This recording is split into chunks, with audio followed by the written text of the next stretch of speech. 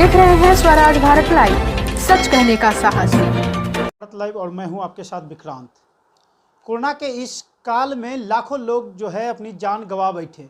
वहीं देखा गया है कि कोरोना काल के इस दौरान आवश्यक सामानों की कालाबाजारी करते हुए भी लोग देखे गए हैं, लेकिन मानवता की भी कमी नहीं है।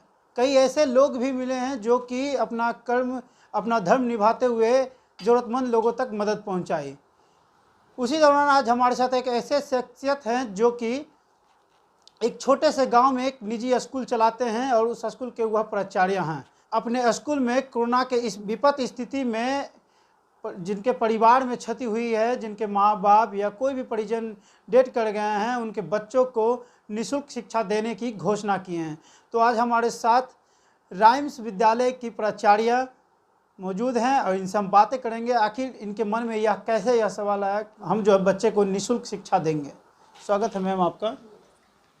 मैम ये बताइए कि कोरोना के इस काल में तो देखा गया है कि कई लोग जो है कालाबाजारी करते भी देखे गए हैं, लेकिन आप इसके बावजूद और कहीं कहीं छोटे हो या बड़े प्राइवेट स्कूल, निजी स्कूलों में लूट खसोट की भी मामला आए दिन सामने आते रहते हैं, लेकिन आपने यह घोषणा किया है कि जो कोरोना काल में जिनके घर में परिजन में कोई डेथ कर गया उन बच्चों को निःशुल्क शिक्षा देंगे। जी, जिनके कहने का मतलब कि जिनके परिजन नहीं, उनके माता पिता, हमारी प्रायोरिटी उन बच्चों के लिए है जिनके माता पिता इस कोरोना के शिकार हुए हैं। और जहां इस कोरोना से हम आर्थिक, मानसिक और शारीरिक क्षति से अपने आप को देख रहे हैं कि किस तरह हम बर्बाद हो रहे हैं, तो उसमें हमारे और हमारे विद्यालय के सभी सदस्यों ने ये फैसला लिया कि हम जहां भी हैं, जैसे भी हैं और जितना हो सकता है तो हम इस विपत्ति का सामना करेंगे, समाज को अपनी ओर से कुछ सुविधा देंगे। तो हमारे पास शिक्षा का ही एक माहौल है, तो हम उन बच्चों को मुफ्त में शिक्षा देने का फैसला लिए हैं, हम सभी लोगों ने, जिनके माता या पिता इस कोरोना के चपेट में आए हैं। मैम ये स्कूल कब से, मतलब कब स्थापित हुई है? यह स्कूल 2009 में हम लोगों ने इसका उद्घाटन किया था। किस किस क्लास तक मैम ये स्कूल चलती है? स्कूल को तो हम लोगों ने क्लास 8 तक इसका सारा पेपर वर्क करके रखा है, लेकिन अभी हमारे पास क्लास 6 तक के बच्चे हैं और उन्हीं की पढ़ाई चल रही है। और भविष्य में हम लोगों ने सोचा है कि जैसे जैसे बच्चे आते जाएंगे, क्लास 8 तक की पढ़ाई की व्यवस्था है हमारे। करीब 1.5 वर्ष से विद्यालय बंद चल रही है। इस दौरान मतलब कितना क्या परेशानियों का सामना करना पड़ रहा होगा आपको, और आपके स्कूल से कई टीम जुड़े होंगे जिनका घर परिवार भी चल रहा है। इस महामारी का सिर्फ हमारे विद्यालय पे ही नहीं, पूरे विश्व पे प्रभाव पड़ा है। तो इसमें हमारे विद्यालय से जुड़े हर तरह के कर्मचारी, चाहे वो शिक्षा के क्षेत्र से हों या शिक्षा स्कूल के अंदर या स्कूल के बाहर के जुड़े हुए लोग हों, बहुत बुरे प्रभाव से गुजर रहे हैं। लेकिन फिर भी एक हौसला है कि जिस दिन भी स्कूल खुलेगा, हम इस परिस्थिति का सामना करते हुए फिर से एक बार अपना काम पूरे विधिवत ढंग से कर पाएंगे। ऑनलाइन शिक्षा के बारे में आपकी क्या विचार है? ऑनलाइन शिक्षा के बारे में हम कह सकते हैं हर चीज़ का दो पहलू होता है, एक सकारात्मक, एक नकारात्मक। वही दोनों पहलू हमें देखने को मिल रहा है। इस कोरोना में हम लोगों ने जाना, गांव के हर एक छोटे छोटे जगहों में यह पता चला कि ऑनलाइन पढ़ाई भी होती है, और यह बहुत ही एक अच्छा माध्यम था बच्चों को शिक्षा देने का। लेकिन इसका बुरा प्रभाव भी हमारे समाज में दिख रहा है।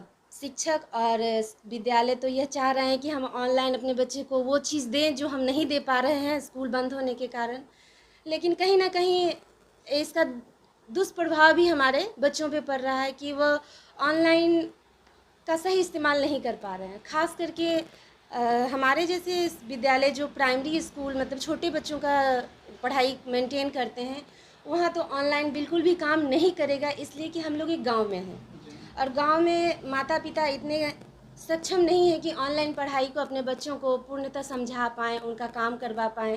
प्रयास हम लोगों ने भी किया था, लेकिन 2-3 महीने में उसका रिजल्ट जीरो भी लगा कि जीरो ही है। तो लगा कि नहीं, इससे पेरेंट्स भी परेशान हैं और हम लोग भी तनाव में आ चुके हैं। छोटे छोटे बच्चे आपके, उनको ये समझ में नहीं आ रहा था कि ऑनलाइन पढ़ाई कैसे करें। जिन बच्चों को हाथ पकड़ के अल्फ़ाबेट सिखाया जाता है, उनको ऑनलाइन A B या कुछ भी हम सिखा दें तो कोई फ़र्क नहीं पड़ता है, वो तो उतना चीज़ रोज़ देखते हैं। तो ऑनलाइन बहुत अच्छी है, व्यवस्था है जिससे हमारे समाज को बहुत कुछ मिल सकता है, लेकिन उनके लिए एक ऐसा एटमॉस्फेयर भी होना चाहिए जो अभी हमारे इस छोटे से गांव में मुमकिन नहीं है। आज जो है नीतीश सरकार के द्वारा अनलॉक कर दिया गया है, लेकिन एजुकेशन सिस्टम की बात की जाए तो उन्होंने कहा कि ऑनलाइन क्लासेस ही जारी रहेंगे। ये तो सरकारी फैसला उन्होंने बहुत सोच समझ के लिया होगा, और लिया है तो सही ही लिया होगा, और हमारे पास ऑनलाइन पढ़ाई के अलावा कोई दूसरा विकल्प भी नहीं है।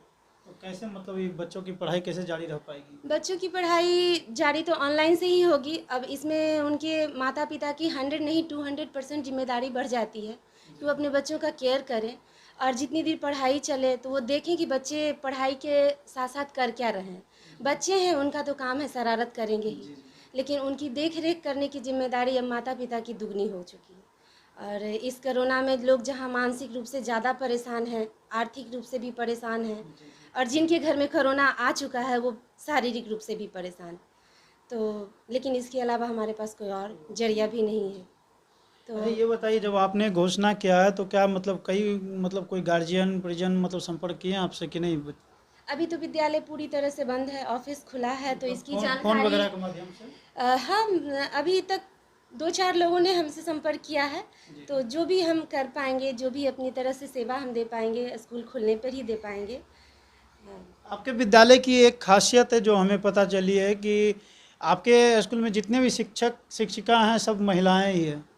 जी, ये हमारी शुरू से ही कहते नहीं कि इस पे ज़्यादा रहा है हम लोग का फोकस, कि पुरुष तो कहीं भी कोई भी काम कर लेते हैं, और उनको कोई शर्म भी नहीं है, झिझक भी नहीं है, और उनकी ज़रूरत है।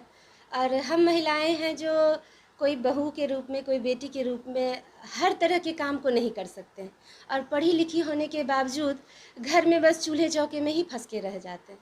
तो हम उन लड़कियों को, उन औरतों को प्रोत्साहन देते हैं कि नहीं, आप आइए, आपके लिए व्यवस्था हमने की है, यदि आप में काबिलियत है तब हमारे यहाँ आइए, शिक्षा का योगदान कीजिए। और एक अच्छा प्लेटफॉर्म हम लोग हमने तैयार किया है, और अभी तक सफल भी हैं इस क्षेत्र में। और बहुत खुशी होती है कि महिलाओं के इस ग्रुप में सारी महिलाएं जो भी हैं, चाहे वो किन्हीं की बेटी हो या बहू, अपना 100% देती हैं, और हमारे विद्यालय को आज 15 वर्षों से सुचारू रूप से चला रही हैं। कोरोना के इस संकट घड़ी में समाज को आप क्या संदेश देना चाहेंगे? कोरोना के इस संकट घड़ी में तो हम रोज़ कुछ नया ही सीख रहे हैं।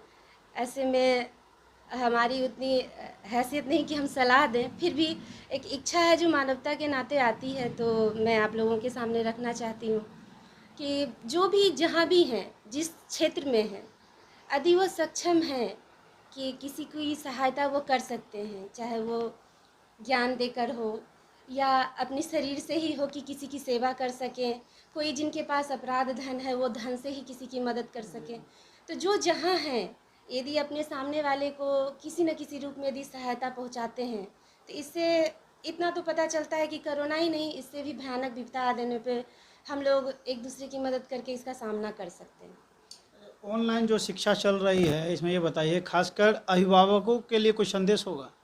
अभिभावकों के लिए यही संदेश है कि अभी वो पूर्ण रूप से ये नहीं समझ पाए कि ऑनलाइन शिक्षा अभी के इस लॉकडाउन के समय में कितनी महत्वपूर्ण है, और उनके लिए ये जानना बहुत ज़रूरी है कि हमारे पास इसके अलावा अभी कोई विकल्प नहीं है।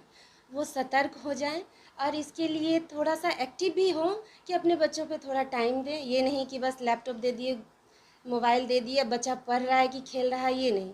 उनका कैरियर देखने की 100% नहीं, हमने तो कहा 200% जिम्मेदारी अभी माता पिता की है।